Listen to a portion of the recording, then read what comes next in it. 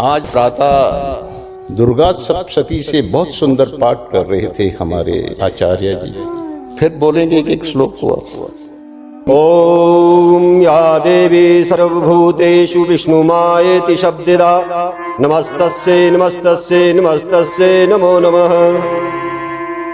देखो, बुद्धि रूपेण संस्थिता, निद्रा रूपेण संस्थिता, मातृ रूपेण संस्थिता, दया रूपेण, ये सारे सेंटर जो हैं ये तुम लोगों के भीतर ही बने हुए। हम मां की शक्ति से ही देखते हैं, उसकी शक्ति से ही सुनते हैं, उसकी शक्ति से ही सोचते हैं, उसकी शक्ति से ही चलते हैं, उसकी शक्ति से ही जगत का सारा हम व्यवहार करते हैं। उनकी सबसे बड़ी उपासना है इस शक्ति का दुरुपयोग मत करो।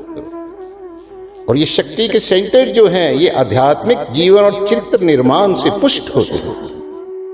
भगवतियों के जितने भी मंदिर बने हैं वो चोटी पर, पहाड़ी पर। हमारी खोपड़ी में भी सलकस और गराई नाम की चोटियां हैं, और उनमें जितने भी ये अभी इन्होंने नाम उच्चारण किए थे तो वो मंदिर के रूप में उनके सेंट्रल पॉइंट बने हुए हैं इधर।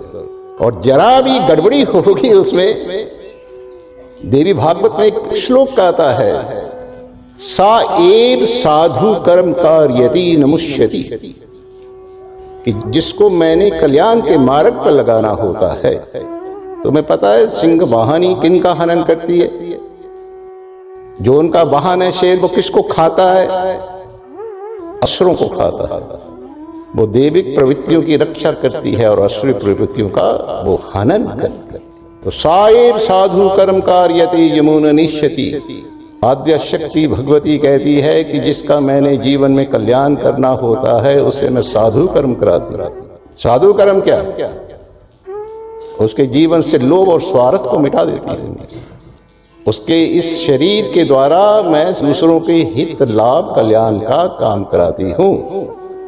और जिसको मैंने इन रौरव नरकों में डालना होता है, महारौरव नरकों में डालना होता है, जिसकी दुर्गति करनी होती है, जिसको अश्रीशम योनियों के अंदर मैंने भेजना होता है, तो उससे मैं असाधु कर्म कराती हूं। असाधु कर्म क्या होते हैं?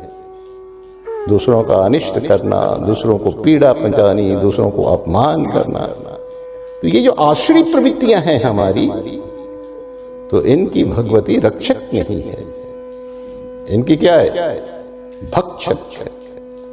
तो इस शक्ति का उसी का ही संचार है सारा समाधान। मातृ रूपेण संस्थिता, स्तनों में दूध नहीं है, ये तो हमारे मस्तक में एक पिट्यूटरी ग्लैंड।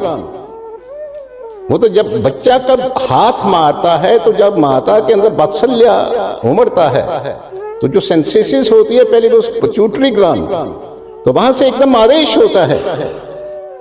माता के वक्ष में ठाकुर जी ने एक छोटा क्षीर सागर अव्यक्त रूप में अवस्थित किया है। वो तो परसों भी हम उसको बतला रहे थे। उसी के अंदर बच्चे के लालन पालन की शक्ति आती है। तो इन माताओं का ईश्वर के प्रति ये बहुत ऋणी है ये, और जब तक तो उस ऋण को नहीं चुकाती हैं, अपनी संतान को सत्मार्ग पर नहीं चलाती हैं, ईश्वर प्रीति के मार्ग पर नहीं चलाती हैं, तो मृत्यु के समय उसको मातृपद का सम्मान नहीं मिला करता। ये ऋण जो है मातृ पितृ ऋण तभी चुकता है जब हम अपनी संतान को जो है सत्मार्ग पर, कल्याणकारी मार्ग के ऊपर, वो माता पिता सचमुच धन्य हैं जो अपनी संतति को जो है ईश्वर प्रीति के मार्ग पर लगा देते हैं। तो वो सिक्रीट होता है, पिट्यूटरी ग्लैंड से एक धारा बहती है और कहती है अभी दूध की जरूरत, तो वो सिक्रीट होता है। यहां पर दूध होता नहीं है यहां पर। तो ये सारे सेंटर बने हुए हैं इधर ऊपर अपना। अगर गलत विचारधारा होगी, गलत हमारा आहार होगा, विचार होगा, विहार होगा, व्यवहार होगा, सबसे पहले तो वो निद्रा का सेंटर डिस्टर्ब हो जाएगा। फिर उसके बाद क्षुधा का सेंटर जो है वो डिस्टर्ब हो जाएगा। फिर शांति का सेंटर जो है वो क्या हो जाएगा? वो डिस्टर्ब हो जाएगा।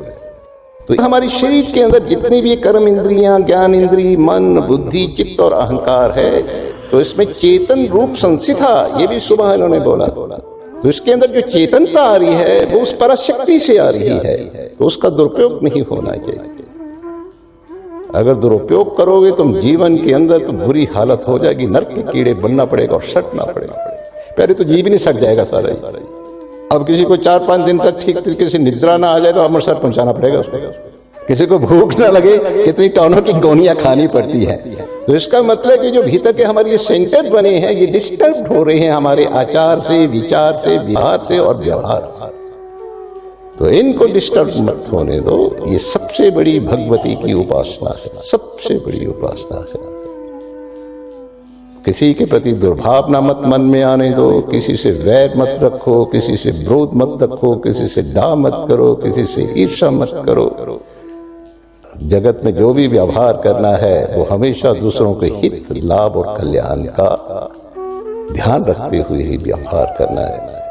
तो ये मातृशक्ति की ऐसी तुम लोगों के ऊपर कृपा बरसेगी कि तुम्हें सजा संवार करके, ठीक है, माँ क्या करती है, बच्चे को संवारती है। संवारने के बाद कहीं मेरे लाल को किसी की नजर न लग जाए, डिठोना भी लगा देती है। फिर डिठोना लगाकर क्या करेगी, बाप की गोद में दे देती है। भगवान शंकर के दो स्वरूप हैं, एक शैव है, एक रौदर है। रौदर स्वरूप जो है वो रुलाने वाला है और जो शैव स्वरूप है वो आनंद और औलाद देने वाला है। इन दोनों स्वरूपों की 3-3 शक्तियां हैं। रौदर स्वरूप की भी 3 शक्तियां हैं, इसको हम काल मारक कहते हैं। और जो शैव स्वरूप है उसकी भी 3 शक्तियां हैं, उसको हम दयाल मारक कहते हैं। दयाल मार्ग हमें ईश्वर की तरफ ले जाता है और काल मार्ग हमें नरक की तरफ ले जाता है। कहां जाना है ये तो तुम लोगों को पता है, आपसे भी कहां जाना है, कहां की तैयारियां हो रही हैं। जैसा तुम्हारा व्यवहार होगा, ये जीवन गाड़ी एक जंक्शन है।